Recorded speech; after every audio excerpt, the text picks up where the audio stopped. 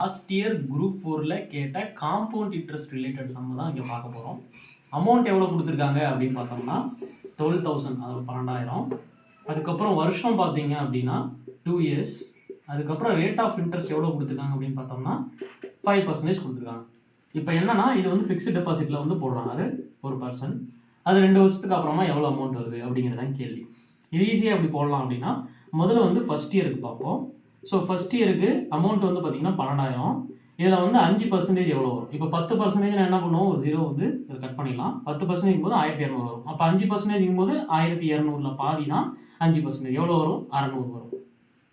அதே இப்போ second year எடுத்துக்கிட்டோம் அப்படின்னா சேம் தான். இதே 12,000லேருந்து 5% அப்படிங்கும்போது அந்த சேம் 600 தான் இங்கேயும் வரும்.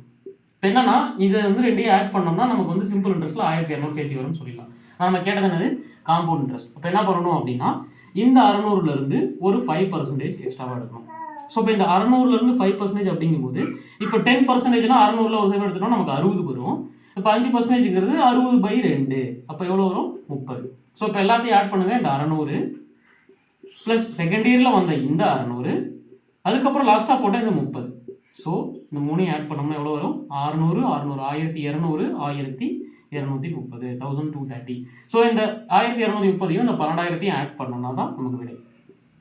12,000 + 1230 = 13,230, அதாவது 13,230 அப்படிங்கிறத ஆன்சர்.